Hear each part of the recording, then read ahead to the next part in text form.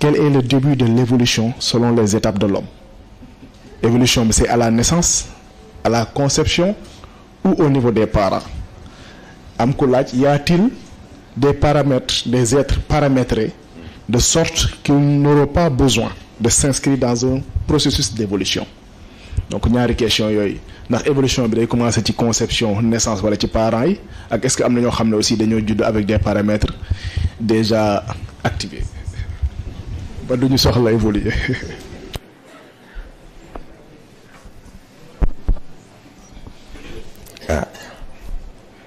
asalaamaaleykum wa rahmatullahi taala wa barakaatuhu. ñoo ngi leen di nuyu di leen ziar di leen baalu àq di leen baalu àq surtout ci retard bi ndax ni ma ko waxee respecter heure dafa bokk ci respecter sa bopp te yéen ñii di ñëwatu góor gi waxuma leen ñun suñu temps waaye seen temps fi ñu ko teg ëpp na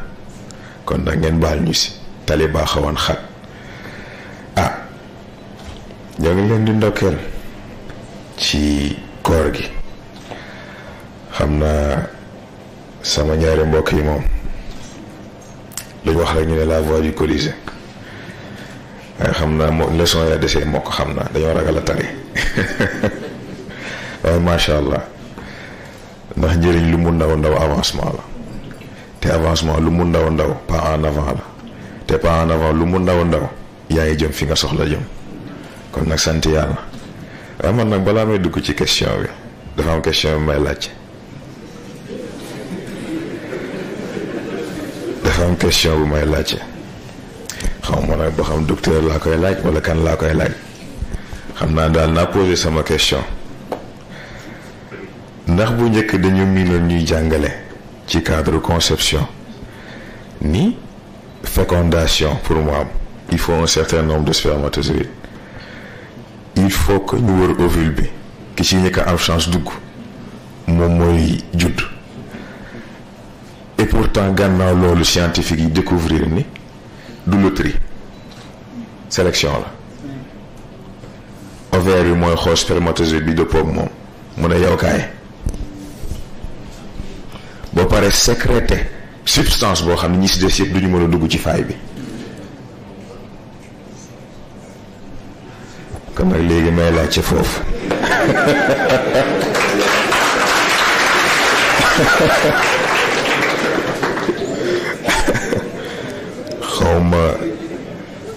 xaw ma domaine dimension physique ñoo may tontu xaw ma waa dimension mentale ñoo may tontu xaw ma waa dimension spirituelle ñoo may tontu waaye loolu daal laa bëgg ñu expliquer nu mu demee waaw léegi évolution nit fan lay tàmbali Cheikh El Hadji Malick moo ko tontu ba ay waajur ñëwee indi seen doom ne ko dañoo bëgg nga yaral ñu ko mu xool ne kii c'est trop tard parce que mu ne yàlla dana yar nit ñeent fukki at balaa moo judd waaye xam nga booba yar gaa tax ndax doom boo bëggee mu mel na nga bëgg mu mel da nga koy njëkkee ci sa bopp jikko ba nga bëgg mu am yar ko ci sa bopp xalaatin gi nga bëgg mu am njëkkee ko ci sa bopp raw gi nga bëgg mu raw njëkkee ko ci sa bopp moo tax en effet ci parents yi lay njëkkee waaye yamu fa ay étape la bu parents yi defee li leen war yàlla garantir ko doom juddu si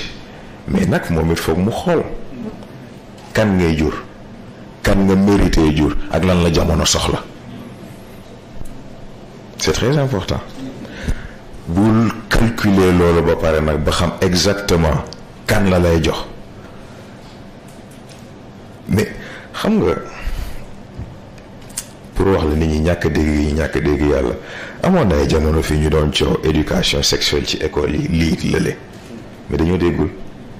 ndax yàllaa ko njëkkee yàlla ba muy jàngale lim nangu diggante góor ak jigéen mais du tey ndax yàlla li mu nangu ci diggante góor ak jigéen yëpp moo ko jàngale ci sangu set lan moo tax c'est très simple loo war a sàng dafa fekk mu war a tilim waaye loo xam ni waroo ko jëfandikoo ba mu war a tilim loo ciy doyee sàng bàyyi ko kay am na beneen cadre bu ñu ko dugal waaye comme yàlla moom dafa am benn classe bu muy fonctionner am na benn bassesse boo xam ne du fa àgg moom da lay jàngal sangu set rek ne nga raxasal sa bopp nii bàyyi la nga dem mais mieux que ça ci cadre conception normalement ci ko respecter sa bopp respecter ki nga si xër mais surtout respecter ki nga bëgg a jur sangu set c'est avant et après c'est avant et après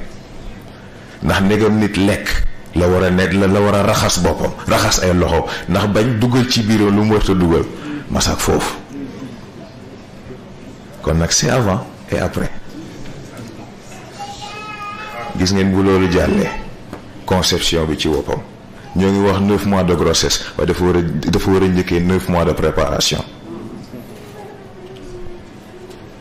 grossesse du lu simple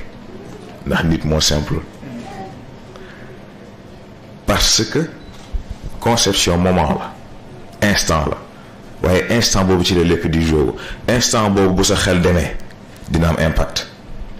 instant boobu loo xalaat leneen dina am impact instant boobu sa respiration bu jàllu yoon dina am impact moo tax ñoo ngi tudd baatu handicap mais xanaa xamoon ne lii yëpp da ciy joué am na loo xam ne bu ko sa doom indaale xamal ne yow même bu dul ci lu physique parce que àq dafa am solo c'est très important ni ma ko waxee sànq sa doom mën na judd indaale benn jikko bi ci yow la sa doom mën na judd indaale benn melokaan bi mën na nekk ci yow ndax sa doom mën na xëy sonal la façon boo xam ne danga dul bàyyi xel ne yow noonu nga sonale woon yàlla ni ko benn woykat wóyee rappeur la sax def ne man de damaa yedd sama bopp mu ne ndax man dama naan def fu ma toogee ñaan yàlla waaye ma xëy yëg ni daf ma jéppi kon nag ma xam ne jot na ma may ko vacances te jël sama yitte teg ko ci kanam ba ma defee loolu laa doogee gis ni nekk kontaan na ci man c'est très important kon nag évolution ku nekk am na ci wàll parent bi am na ci wàllam waaye nit ki ci boppam am na yitte bu mu war a def pour évolution boobu mën a am nekkul rek lu banal c'est-à-dire que gis ngeen lii ñuy wax nii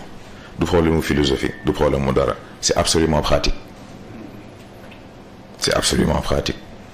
am na ñoo xam ne jot nañ ci waxtaan ñoom am na ñoo xam ne jot nañ ci travail ñoom mais bañ appliquer mbir bi te bañ ko jàppee rek lu abstrait mais ban résultat lañ gis c'est très important parce que gis nga philosophie dafa incomplet lan mooy philosophie c'est l'art de se poser des questions waaye question sur question loolu bëgg a dëkki ut réponse boo xam ne boo gisee sax du la doy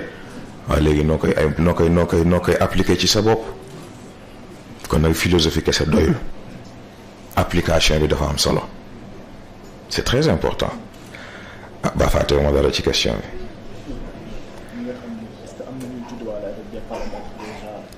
ok boobu tamit évolution ñëpp a ko soxla ndax yàlla ko njëkkee ci boppam ndax xam nga yàlla bu fekkee balaa moo jàpp jullit dëgg laa wax yàlla moo ko nattee ci yonent bi mu fiy jóge fa mu tolloon foofu la teg baar bi et pourtant boo xoolee yonent bi ci boppam bar boobu weesu na ko yàgg na di dem kon nag évolution c'est absolument nécessaire ndax yàlla ci boppam dafa am benn seuil minimum bu mu fixé mbindeef bu respecté wu seuil boobu ci sa cadre développement ci sa cadre puissance ak ci sa cadre xam-xam da lay éliminer recycler la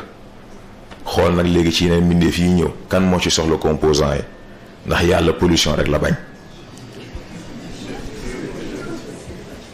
c'est très important moo tax liñ ko waxee bi passé doomu aadama moom destin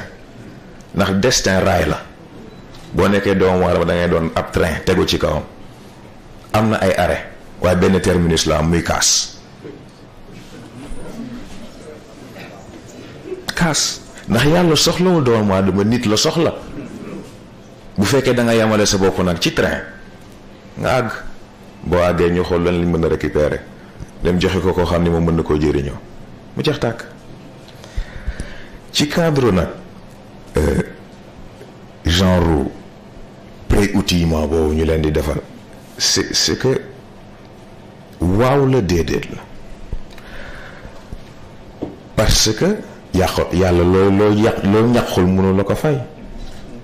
ce qui veut dire que kon bu ñu gisee ni am na koo xam ne am na lu mu judduwaale bul jàpp ni fii la ko amee am na fu yàlla njëkkee ak moom am na fu mu jiitu am na fu mu jaar am na lu mu ñàq ba am li mu am waaye tamit bu ñu fàtte ne yàlla businessman la foo ne business nag ne investissement foo ne investissement ne profit waaye foofu it recyclage bi day ñëwaat waaye yàlla bu gisee ni investissement bi mu def ci yow munoo fexe ba génneel ko bénéfice mais di retirer fonds yi te mooy li Serigne Cheikh waxoon ne wàlliyu nit dina judd nekk wàlliyu te du ko gaañoo foofu rek la dellu yàlla bu investir ci yow won ko ni équipe gagnante nga won ko ni résultat di nga ko teg won ko ni lim lay doyee dana mat won ko ni boo ko defee ba pare di nga ko ci tegal leneen mu xam ni kon yow liggéeykat nga bu ëllëgee balaa moo def ci keneen def ci yow foofu rek la toll. waaye nag bu ñuy jàpp ni mbir bi ay jagle la jagle amul ci mbiru yàlla ñaari yaram dafa am foo jaar ak moom mu jox la lim lay jox xëy na nit ñi ñoo dul xàmmee lool waaye yàlla fi muy jaar ak ñi muy jaar moom moo ko xam ñi muy fay lim leen di fay moom moo xam. c'est très important gannaaw loolu nag comme ni ma ko waxee investissement bi il faut nga fexe ba yow nekk investissement rentable